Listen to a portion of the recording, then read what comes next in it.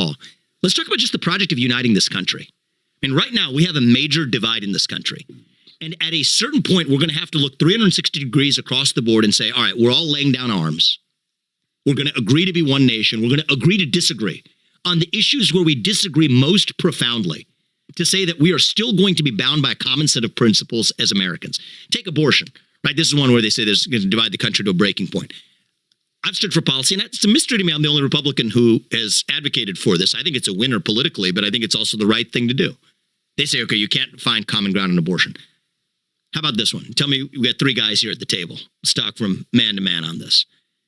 I think that if a woman brings a child to term... This is where you fucking up at. You fucking up because it's three men and you're saying you're having a conversation about women. You should be bringing the women to the table. This is why the shit you're talking about the founding fathers is some bullshit, because you got a bunch of men, you got a bunch of white men trying to make policies for a bunch of diverse groups. No, most women here like what I'm about to say. Most men don't. You got two women right there. Ask them. We have, actually. And we've had a conversation. I think you may be worried about what I'm about to say, which is that I think if a woman brings a child to term, she should be able to make the man financially responsible for both her and the child if she does it, period. And that should be the law of the land. That happens, though. No, it doesn't. It doesn't happen today. Not to the scale I'm talking about. Full financial support. It's you do 50-50. You got 40% for the man. I'm talking about 100%. So it's 2x over. He's fully responsible for the woman and fully responsible for the child. She has to because her responsibility. She took 9 months to actually bring the child to term. If it's confirmed with a genetic paternity test. So right now, today, 40 years ago, he has full responsibility until the child's 18. Absolutely, and full responsibility for the woman during that time. I don't think that's bad. I don't think it's bad either. Yeah. Because I think that part of the criticism of Republicans is, oh, you're just throwing women under the bus. I say, that's a fair criticism. Let's actually take that seriously and say we're all in this together. If you believe that unborn life is life. I think most women would agree with that. I think most women would say, most women absolutely would say, agree paying with for the child and for me? Yes. Most women would agree with that, right? And that's not the state of... Can't afford that. But then men should think about that on the front end. That's the whole point. Because women can't afford that either. That's the whole... This gets to the heart of the abortion debate. That's not a bad point. This gets to the heart of the abortion debate. But what he's saying is you should think about that on the front end. Exactly. Put your That's the whole point. Remember when Young Thug was like, yo, if you broke, shouldn't be having babies. Yeah, exactly. But things happen that don't work out. If you think it's going to work out and it obviously does it now, a man if it's confirmed by $40,000 a year, you want him to pay for the woman and the child? That's not the wildest thing I've heard you say. Because she's actually got 9 months of carrying the child. So this is, when I'm talking back about the project of uniting the country, I don't know if that's a Republican idea, Democratic idea, or whatever. But right now, one of the criticisms is, and one of the things I believe as a leader, you talked about being a leader. What does a leader do? One of the things a leader does is listen to the best arguments for the other side, understand them deeply, and then give the best possible response to that you can. I had an 11th grade teacher. She taught me, if you can't state the best argument for the other side, you don't know what you actually believe yourself. And I think that that's true.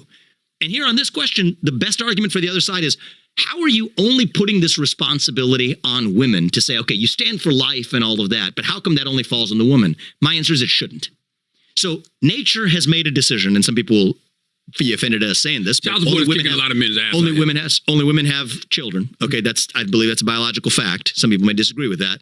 But if you have 2 X chromosomes, you have children. But we're going to do everything we can to even that responsibility out by saying that if the man is making a sexual decision, it's not just the woman that's responsible for that. The man actually pays for the woman and the child for the next 18 years. I'm not mad at that. Yeah. So I'm giving you an example, though. The ridiculous irony of Vivek mentioning that you don't know what you believe if you cannot state the best argument from the other side, while his presuppositions behind the abortion debate demonstrates that he really doesn't understand the other side's position on this topic. He actually thinks that the heart of the abortion debate is about financial support of the baby once it's born, which is abjectly false. He definitely has not listened or heard serious debates with pro-abortionists on this issue, because no matter what solutions you offer them or demonstrate are available apart from killing the baby after it's born, they reject all of them. If he has listened or watched to pro-choice arguments and rhetoric, he would know that they view pregnancy as an affliction, as punishment and oppression inflicted by men, as a parasite-host relationship forced upon them by men. He demonstrates that he has not heard multiple times, as I have, and every other pro-life advocate has heard, right after the pro-choice activists gives their finance/responsibility talking point on abortion, and to demonstrate to them that they are not only incorrect, but they can give the baby up for adoption, that there are more people seeking to adopt than there are abortions every year, among other options within their control. Even more insidious, even when the father of the child is there and willing to raise the child on his own, the pro-choice advocates still reject it, because it all comes back to the woman has to carry the child and not the man, because it's an affliction, a punishment, a parasite feeding off of her, and there's no justification for forcing that on a woman in their system of thinking. The reason why Vivek does not see these presuppositions is because he does not know the other side's fundamental beliefs and ideology. His definition of responsibility on the woman's side has no meaning whatsoever. What he claims as taking responsibility for women is not responsibility by definition. As he has said, that men have to have had thought through or thought up front that they cannot afford a child before engaging in sex, so then they have to take responsibility, but not only for himself, but also take responsibility for the woman as well. The man must take responsibility for the woman, having not thought through that she also cannot afford a child, which begs the question, what does it mean that the woman takes responsibility if all the consequences are forced onto the man? His use of the word responsibility is basically a Machiavellian semantic tool to give a foundation for his gynocentric idea for the enslavement of men to women. A woman bringing a child to term is not taking responsibility because the phenomena happens naturally and automatically without the woman being conscious or actively participating in every construction phase and process of the baby in an administrative sense. We have to look at what taking responsibility means. The term responsibility means the state of fact of having a duty to deal with something, or of having control over someone, or the state of fact of being accountable or to blame for something. Unless you are pro-choice or a pro-abortion advocate, the idea of taking or not taking responsibility of bringing a child to term is a non sequitur fallacy. The baby in the womb grows the same way hairs grows all over a woman's body, the same way she blinks every couple of seconds, the same way she digests food and produces refuse. These are all unconscious, natural, and automatic processes. What would it mean to say that you don't take responsibility for hairs growing all over your body, or blinking every few seconds, or bringing a child to term? These processes are automatic. By logical conclusion, if it's a non sequitur statement and idea to say you don't take responsibility for bringing a child to term, it is also then a non sequitur to say you are taking responsibility for bringing a child to term if you are pro life, that is. To take responsibility for something requires a conscious act of will and decision making. Concomitantly, if you do not take responsibility for something that you should or can, the situation of that thing will not change or perhaps wither and die. If we are talking about watering your plants, feeding your pets, or managing a project, which is not the case for pregnancy. Whether you are conscious of it or unconscious of it, whether you make any changes to your life or not, if you just leave the baby alone and do nothing to it, like hairs all over a woman's body, the baby will inevitably develop to term with no effort of the mother. All medical complications considered. If you are pro-choice, then the options of taking or not taking responsibility might be applicable to you, because you would have the option of viewing the pregnancy as an affliction, a parasitose relationship of which you could remove it from the woman. To phrase it another way, the premise that a woman could take or not take responsibility for a pregnancy, meaning carry the child to term or not, is logically consistent with the pro-choice or pro-abortion perspective, which seems to be Vivek's presupposition if he wants to pit against each other the responsibilities of carrying the child versus being financially responsible for the child and mother. despite him claiming to be a pro-life. More on this later. Let me use an analogy to demonstrate Vivek's thinking and rhetoric about taking responsibility between the woman and the man, and how basically the woman has no responsibility and is absolved from the consequences of her decisions, and the man has all the responsibility. Suppose I gave a woman the keys to our shared car. We both own it. That's on a road at a decline slope. She gets into the car and pulls down the parking brake or handbrake, and the car coasts down the road. According to Vivek's rhetoric, the woman will take responsibility for the car coasting down the road, but the man will have to pay for any damage to the car and whatever damage the car has done to property and physical injuries caused to other people, including to the woman's injuries as well. More on this later. Which then begs the question, what does it mean to say that the woman takes responsibility for the car coasting down the road? Because it would be an act of natural law that the car would coast down the road outside the woman's control or continuous influence. And on top of that, it's the man that would pay the price for everything, meaning he takes responsibility for everything. Saying that the woman takes responsibility for anything is a meaningless and deceptive statement. The possible response by Vivek, feminist, and other gynocentrics could be that pregnancy is dangerous and the woman could lose her life during childbirth. Therefore, that's her part of taking responsibility when she brings the child to term. There is plenty wrong with this kind of reasoning. Exposing yourself to risk by your own devices and decisions is not taking responsibility. Dealing with the consequences of your actions and having had exposed yourself to risk is taking responsibility. But with Vivek's philosophy and idea, the man takes on all the consequences and punished for the risks that the woman exposed herself to by her own decisions. When you sign a waiver form to get into a ring with someone to fight or participate in an experimental medical procedure and come out injured at the end of those activities, you don't say that the person whom you participated with should be punished and forced to pay for your injuries.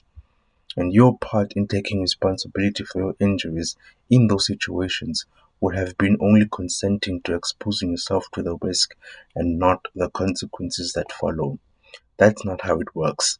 Exposing yourself to risk and the consequences that follow is not someone else's fault and responsibility, but that's the presupposition behind trying to use the risk and probability of the woman dying during labor as the foundation for claiming that that's what it means for the woman to take responsibility. The same way the man has to think up front that he cannot afford a child before engaging in sex, the woman should think up front that she is exposing herself to risk before engaging in sex. The idea of accountability for women that Vivek and feminists alike will never dare dream of or even think about is deeply axiomatic in their thinking and philosophy about women. You can hear his gynocentrism in his rhetoric when he applies standards only to men and not to women. When DJ Envy said, quote, "Men cannot afford that," close quote, his immediate response was that he should have thought of that up front because women cannot afford that either, meaning men must also take responsibility for the woman not thinking up front that she cannot afford a child. What he also said towards the end of the clip, that man makes the sexual decision as if the woman doesn't, accompanied also by his ignorance of what is happening in family courts, which are basically feminist activist institutions. In some countries, it's illegal for the father to get a paternity test without the mother's permission, resulting in the father being at the whim and mercy of the mother and the government. That is done by design and for a reason. One way to test whether someone truly believes that their ideas are the right thing to do, as Vivek does, or if they're just acting out their ideology, in this case, gynocentrism, is to replicate or repeat the principles behind their ideas in other scenarios or take them to their logical conclusion to see if they would agree with the conclusions you make. To run this concept on Vivek's idea, it will look like this. Vivek's idea aims to get men to be financially responsible for the woman and child as to reach a common ground on the abortion debate by codifying into law only male responsibility. His idea would not work because women pick men that they know themselves are not financially fit and ready to take care of a family. Even if the law were passed, it wouldn't work because women would choose to be impregnated by men who cannot afford a family or a child. Something that's happening now and has been happening for decades. In order for the law to work, a second complementary law should be passed that would make the law on men closer to 100% effective. That would be to codify into law that women should present some document or presentation justifying why she should be given permission to have sex with a particular man upon approval by some committee, so that the committee can verify that the man can afford a family. If a woman has sex with a man without going through the legal procedures, she should be given a fine or arrested, so to incentivize her to think prudently about her choices. That would make the intended results of codifying into law male responsibility closer to 100% effective. But as I think we all suspect, everyone who agrees with Vivek's idea that men should be enslaved to women by codifying to law men's responsibility would viciously reject such a law for women, even if it means it would get the results that they purport they want. And they would reject it on the basis that it oppresses women and infringes on their freedoms, a double standard that functions on the presupposition of gynocentrism and feminist utopianism. I suspect that Vivek would immediately reject the idea as well because it does not assume the primacy, the pedestal, and convenience of the woman, but it assumes that she has to be accountable for her own devices. There's a sleight of hand trick performed rhetorically by Vivek with the contention and division of responsibility between the sexes.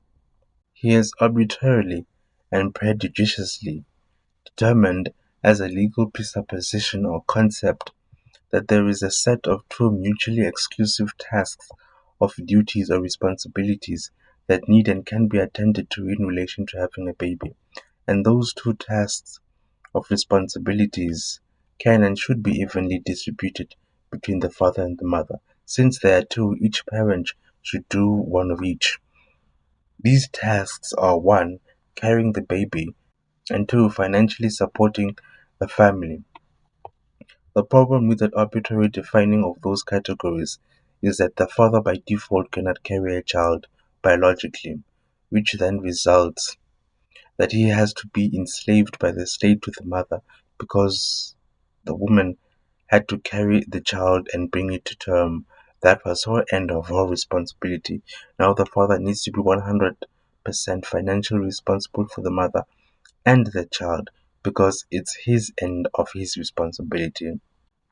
He's basically using the fact that only the mother can carry the child and bring it to term as a weapon to justify enslaving men to women. As he has said in the clip, because the mother had to carry the child for 9 months, which was her responsibility, the father then needs to be financially responsible for the mother and the child for supposedly 18 years because that's his responsibility, or accurately, his punishment. When I use the concept of enslavement, I'm not being hyperbolic. Nothing from his idea of only codifying male responsibility is justifiable or moral, taking the fact of the misandry of the family court system that has an axiomatic assumption that men and fathers are second-class citizens and human beings. The idea that a man should be forced to be 100% financially responsible for the mother and the child for decades, and the woman has zero responsibilities and duties towards the father, is enslavement. It's the very definition of enslavement. But not only that, his idea will not bring the country closer together. There's the difference between what politically would bring the two parties together, which I agree that the law could do that because society is fundamentally gynocentric. But as for what the law would do to relationships between the sexes, it would be catastrophic. Vivek holds a feministic presupposition, at least unconsciously, that women good, men bad, that by that women by default are more moral, or at least the vast majority of women by default are more moral than men. So the idea that women by and large would use this law as a weapon against men is something that he cannot fathom or conceive of. Or maybe more consistent with gynocentrism, it's irrelevant that women would use the law nefariously because women should be pedestalized. They are of primacy to society and men and should be protected no matter the cost. Because of the family court systems, feminism, gynocentrism, and the incentives they create, men win at maintaining power and influence over their children, wives, and the longevity of their marriages. But Vivek, on the other hand, wants to give unlimited and unfettered power to women without any accountability to anyone, including and especially to men. The same women who are incapable of making a wise decision and whom they let impregnate them, the same women that he cannot comprehend or grasp that they are and should be held accountable for their own decisions, should be given unfettered power over men. My final view on this is that trying to codify moral virtue into law, such as he is the death of the aesthetic of that virtue. And all you are doing is teaching people to view that ethic as a weapon and learn to hate it and try to avoid it. That would be the greatest way to increase animosity between the sexes and incentivize less marriages and relationships. It would encourage sterility in society in general. Men and women will always be drawn to have sex with each other, and if this law is an obstacle to that, people will find a way around it. Remember, it's only the codifying of male responsibility exclusively and not women's, so by default it will not work and only function as an obstacle to be circumvented. To be sterile and avoid children or women are a couple of the ways that could happen. Also, it will encourage or increase the demand for more sex workers, where a possible trend in brothels or sex workers would be to provide evidence that they are sterile for the commencing of services. It will be a disaster to the country, contrary to Vivek's thinking, even if both political parties were to agree with the law. It would be something infinitely more toxic and cancerous than the deep state he wants to destroy. If he were to run for president again, won and codified this law, his life's work and goals would be undone by this single idea, all for the sake of gynocentrism.